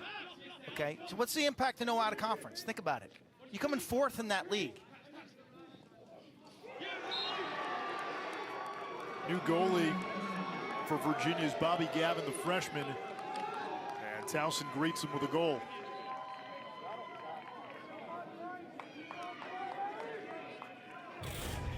Brody McLean. He's played well. Brody McLean's done a nice job inside. He's a guy who'll probably end up playing indoor lacrosse until he's like 40. Well, he's played a lot of lacrosse for Towson. Originally Stony Brook, 5th-year senior. Lefty. We've seen him with some good vision plays, and he certainly can shoot if he gets his hands free in front. He and Midi Jake McLean, not related, but they have concocted a long-lost cousin story. I was just saying, Big Ten, let's say you come in 4th or 5th place. Like, there's 3 teams in front of you that you play twice and lose to twice. You end up being 4 and 6. So I think there's some opportunity for some teams in some of the NECs, the MACs, America East, CAA. The flip side of that is no real bad losses either on your ledger. Now, what's the downside of losing a game in the Big Ten and the ACC? Very little. True, but it's going to be hard to put a team who's 2 and 8 in the playoffs ahead of a team who's 8 and 2. What does the committee always value? Strength of schedule, RPI. There's no eye test as Towson scores again. This isn't college football where you got people in the room and they're watching games or sometimes not watching, but whatever. You know, there's no eye test. There's no subjectivity. The RPI works poorly for a 15-game schedule. It's even worse for a 10-game schedule where there's less cross-pollination, where there's less out-of-conference games. There's less ability for us to compare the CAA Towson to the ACC. There's less for us to compare the Big East and Denver. That's why these out-of-conference games right here, right now are so important, because when a team just plays amongst itself, how are we to determine how good they really are? And the RPI is not going to work. Whether it works or not, and we've criticized it in the past a lot. And there are a lot of times when you and I and Kark, we've watched games and we've seen teams and we say, how are they not in? And how is this team in? But those schools, those coaches know how to manipulate strength of schedule and who you play and where you play them. And a win or a loss in February counts the same as a win or a loss in April, even though teams have evolved and changed. So, you know, whether we like it or not, that ultimately will decide who gets in. I'm happy we're able to have this argument, I'm happy honestly. we can argue with each other, finally, Yeah, not just no, over honestly, text. we're talking about lacrosse. We're talking about May. Virginia gets to 20. Will Corey, sophomore attackman, cracking the goal column.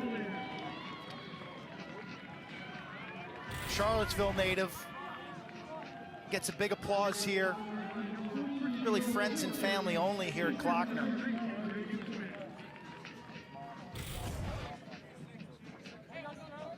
It's a big goal. You know, everyone puts in so much time, so much effort. There you see the crowds, socially distanced. This is maybe my favorite venue, especially when the band's in town and the weather's nice and the hill on the far side is packed. I mean, there's nothing like a big-time game at Klockner on a Saturday afternoon. And when the long day wanes and the slow moon climbs, you get the lights on. A night game at Klockner in college lacrosse is a night game in Death Valley at LSU in college football. It's the best night venue in the sport, period. Sharing this field this spring with both men's and women's soccer, whose seasons are now in the spring. So you'll see soccer lines on this field shortly.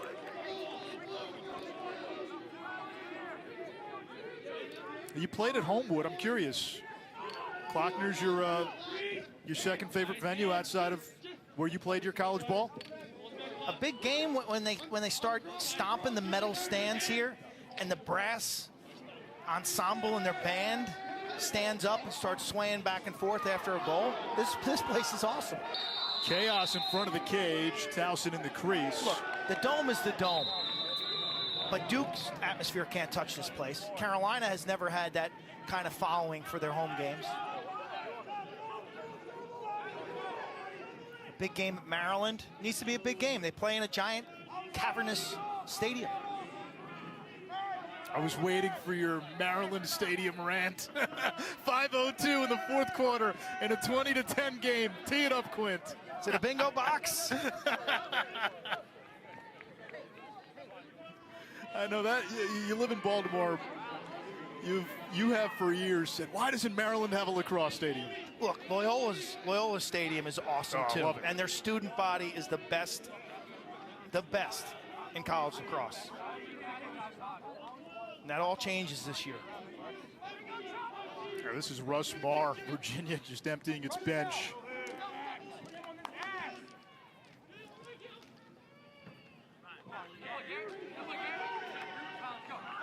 One game we don't. Go ahead, Q. Oh, just another grounder for Zongalia. You know,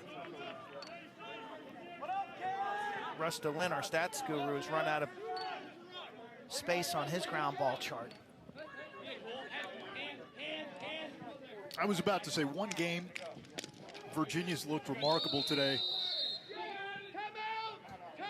But Towson was an 0-6 team last season. How much better has Towson got?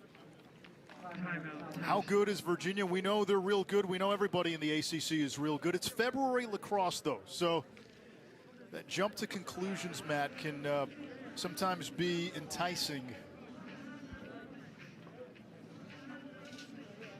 We'll find out about these teams as this season wears on. It's good to have lacrosse back, though, as we've said over the past 48 hours. Women's basketball on the ACC Network tomorrow afternoon, 2 Eastern. NC State, number 3 in the country, against UNC.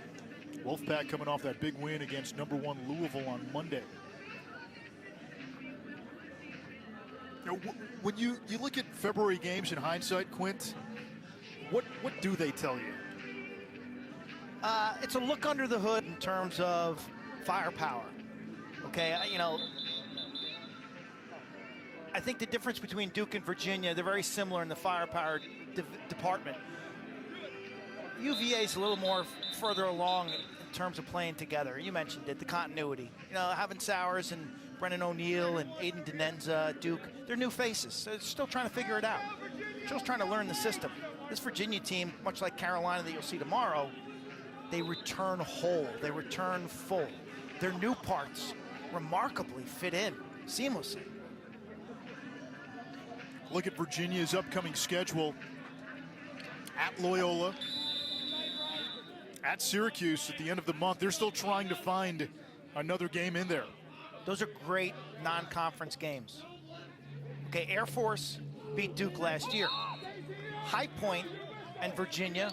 The last game, Anish, we did in person, correct, with Clark? Yeah, the three of us. That was High Point, With Virginia. Buckshot. That was an Devin epic Buckshot. game. Yeah, he was sensational. High Point kid. And then Loyola's Loyola. I think the Greyhounds are going to be a little better this year than they were a year ago. Shot and a score, Alex Reed.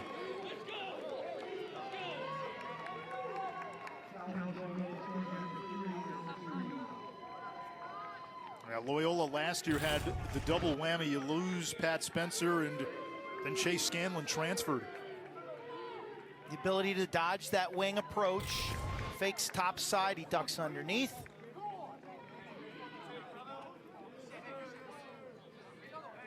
You get the congratulations on the bench.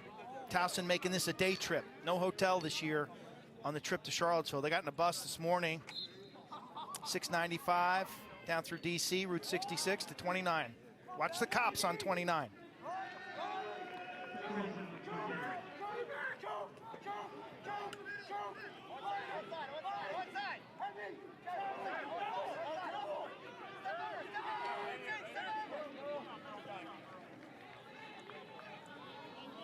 What was the theme from all the coaches we talked to this past week? Now, there's a lot we can complain about. There's a lot of things we wish that would be different, but getting out on the field, playing lacrosse, having lacrosse back, it traces this sport back to its roots, medicine game. And Quint, I think for everybody who has any connection to this game in some way, fan, player, coach, it's a medicine game that we've started again. I felt it yesterday. That was an emotional game to start things off. I'm sensing it from texts and tweets we are receiving from across the country. How many people are watching these games and enjoying them? And I know from the players to run around, to check, to shoot, to be creative, to be physical, to be nasty, to be in a huddle together, to hug, to celebrate. It brings emotions. And, you know, the pandemic kind of took a lot of our emotions away from us. We're whole, as players, we're whole when there are games. And lacrosse is the medicine game. And this weekend was a giant step. It was good for the soul. We remind you, Nothing But Net tomorrow, different time, 11 a.m. on the ACC Network. Leonard Hamilton, the Florida State basketball coach, will join the show. A look at North Carolina and Duke, those two playing in basketball later today.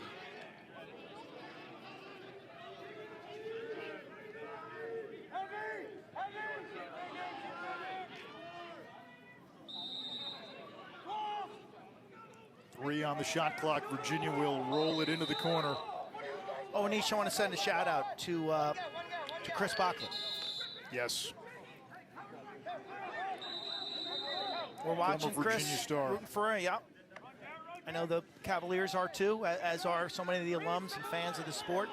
Bockley, 2011 national champion, pro player, just an amazing goal scorer, and always loved by his teammates. And he's improving, doing better. And we're encouraged by what we're seeing. And I hope you watch this game, Chris. Chris was injured and hospitalized following a longboarding accident. Almost a month in the hospital. It's good to see him get out. You're right, one of the great goal scorers for Virginia. In fact, the last time Virginia and Towson played, Bocklett was the star for Virginia with 4 goals.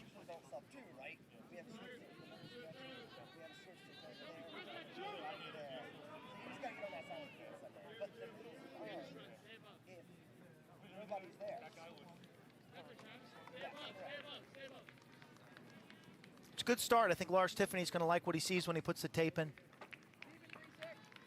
A lot of guys got to play. It's good for team morale. Take this thing a week at a time this year. Quite the impressive opening statement And maybe a reminder to everybody in the ACC. Yeah, Syracuse was the #1 team at the end of last year. Duke has built this Goliath with its Mariana Trench type depth. Virginia is still the defending champions. And as you said, the nucleus of that team very much intact. But today, we got a glimpse of some of the new pieces, and boy, did they fit right in. Schellenberger, 4 goals and 3 assists. He redshirted last year. He didn't play, former #1 overall recruit. Peyton Cormier, now in his sophomore year, 6 goals and an assist. Charlie Bertrand, 2-time Division I, Division II Player of the Year. 4 goals, 2 assists. It wasn't Matt Moore, it wasn't Ian Laviano, it wasn't Doc Aiken today, and that should be a scary reminder for the rest of the conference and the country. Very positive start for the Wahoos. P. LaSala facing off, and as you get a look at Coach Lars Tiffany and his staff, there's a lot here for them to build on. It was a good start. I was impressed. 20 goals, and again, the big three, Moore, Aiken, and Laviano, without a point. Moore didn't even play. Virginia opens 2021 with a 20-goal explosion. They take care of Towson by a final count of 20-11. Next up for Virginia, Loyola in 2 weeks, unless they find another opponent in the interim. College basketball, NC State BC from earlier today is next on the ACC Network.